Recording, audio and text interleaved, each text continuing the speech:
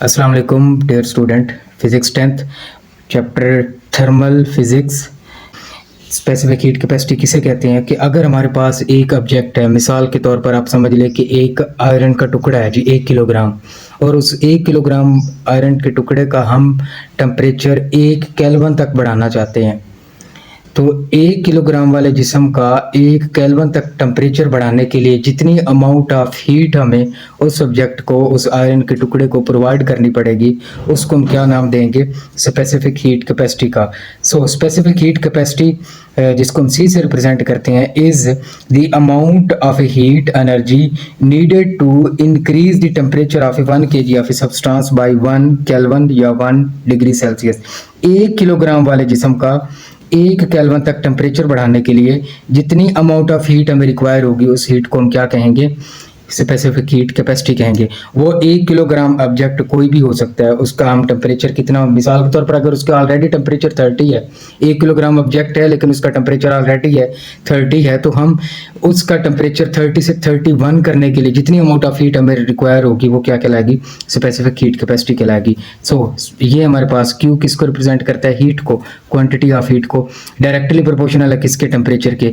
Heat बढ़ती जाएगी तो टेम्परेचर क्या होता जाएगा? बढ़ता जाएगा। सो मैस किसके डायरेक्टली प्रोपोर्शनल है जी? ये भी हीट के है। तो इन दोनों फैक्टर को अगर हम, इन दोनों इक्वेशनों को अगर हम कंबाइन करेंगे तो Q यानी कि heat is directly proportional to M del T। Proportionality sign को खत्म करेंगे, कांस्टेंट ऑफ प्रोपोर्शनैलिटी जो कि हमारे पास C है, C Q is equal to CM del T। इसमें Q क्या है जी? Heat energy. M क्या है? मैस ऑफ सब्सटेंस, ये सब्जेक्ट का आपने मैस लिया है जिसका आप टेम्परेचर 1 केल्विन तक बढ़ाना चाहते हैं। डेल T हमारे पास क्या है जी? Change in temperature. और C क्या है जी? स्पेसिफिक हीट कैपेसिटी है। तो जो अबव इक्वेशन हमारे पास ये बनी है, इससे अगर हम स्पेसिफिक हीट कैपेसिटी की वैल्यू फाइंड करना चाहेंगे तो ये वाला फैक्टर जो है M डेल T, ये वाला फैक्टर इक्वेशन के इस तरफ जाकर क्या हो जाएगा?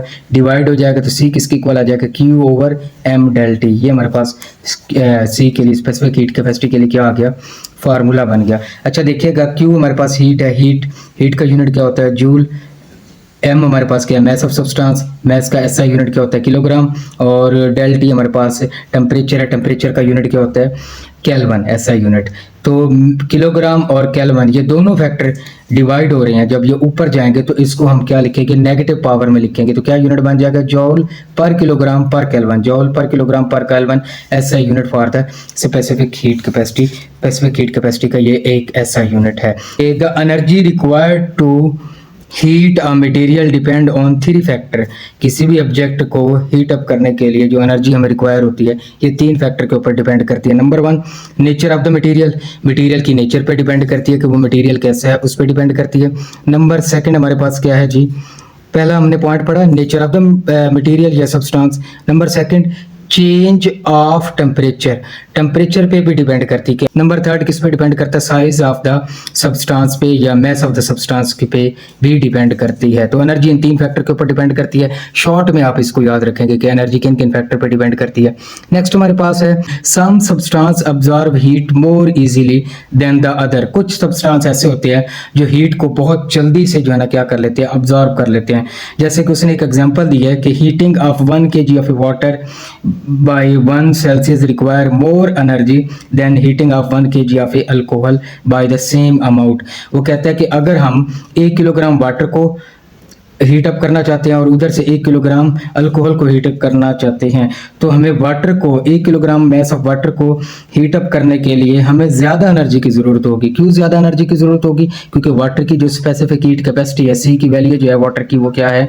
ज़्यादा है as compare to the alcohol. Next हमारे पास है heat capacity of a solid. किसी भी सॉलिड ऑब्जेक्ट की हम हीट कैपेसिटी कैसे फाइंड करते हैं?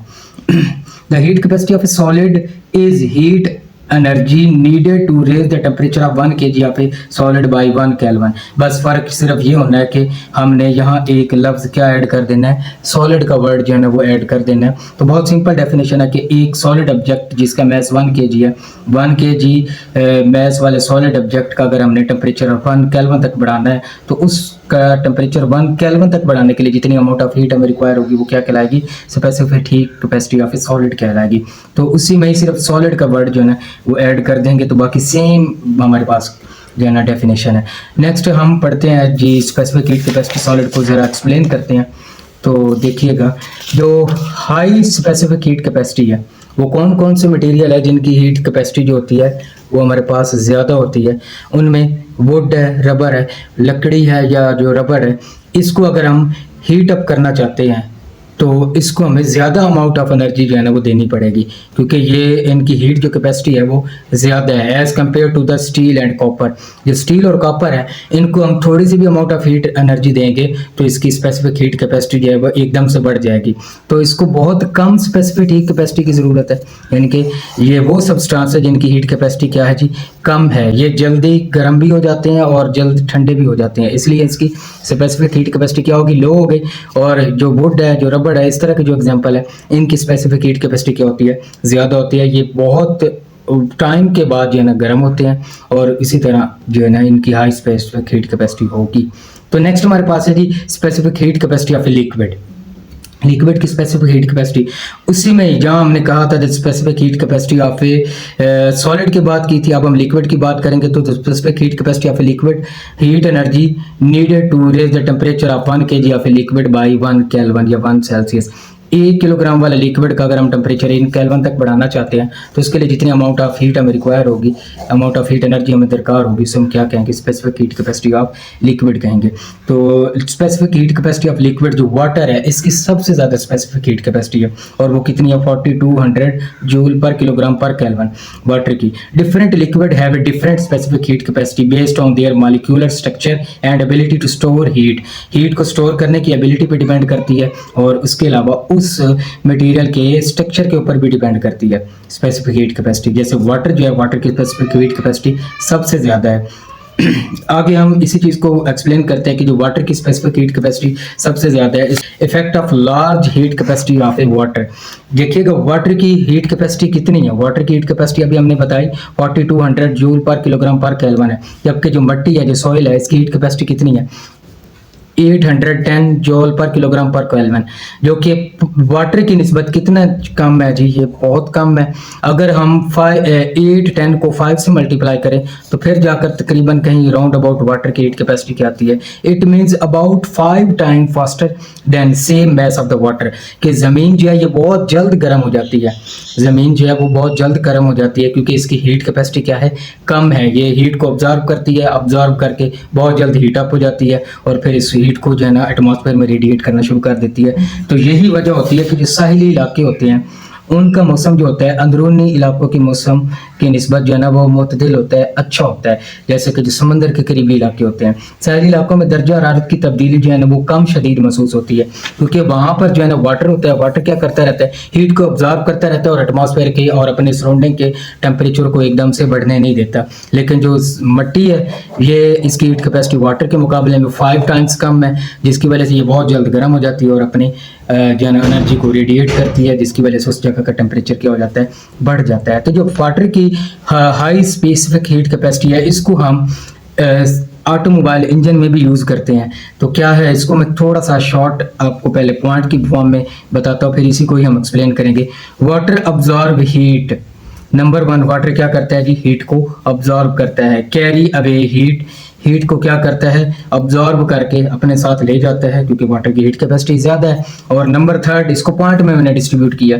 तो procedure during the engine operation, ये जो है ना वाटर क्या करता है, इंजन ऑपरेशन के दौरान एनर्जी को जो हीट जनरेट करता है इंजन, उसको क्या करता रहता है, ऑब्जॉर्व करता रहता है और इंजन की हीट को बढ़ने नहीं देता है। इसी तरह जो कूलिंग सिस्टम ऑफ ऑटोमोबाइल है स्पेसिफिक कैपेसिटी ऑफ वाटर को यूज़ करता है। कैसे वर्किंग करता है, cooling system of automobiles uses water to absorb and carry away heat produced during the engine operation.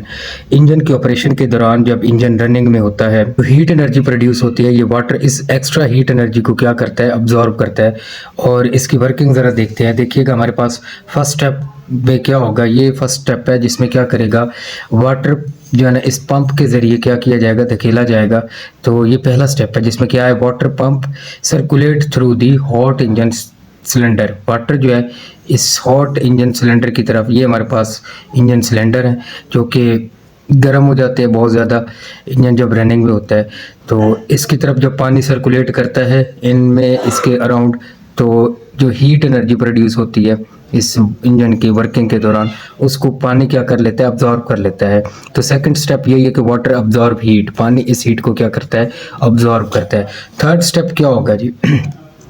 Third step ये देखिएगा यहाँ पर क्या लगा हुआ है, थर्मिस्टर। और थर्मिस्टर का काम क्या होता है, ये दर्जा हरारत की बुनियाद पर पानी की हरकत को कंट्रोल करता है कि अगर पानी बहुत ज़्यादा गर्म हो तो थर्मिस्टर क्या है जी, खुल जाएगा, जिससे ज़्यादा पानी रेडिएटर में दाखिल हो जाएगा। ये हमारे पास रेडिएटर है, दाखिल हो जाएगा। और इसमें लगा हुआ पंखा, ये जो पंखा लगा हुआ है ये क्या करता है, बाहर की हवा को अंदर की जानिब धकेलता है, यहाँ से हवा इन होगी और जो इससे गुजरने वाले पानी को क्या कर देगी, इस रेडिएटर में गुजरने वाले पानी को ये पंखा जो है ना हवा देगा, इस पानी को क्या कर देगा, ठंडा कर देगा।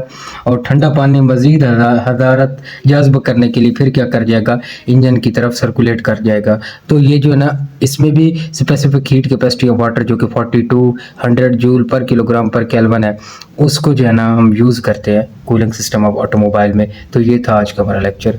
बहुत शुक्रिया, अल्लाह हाफिज़।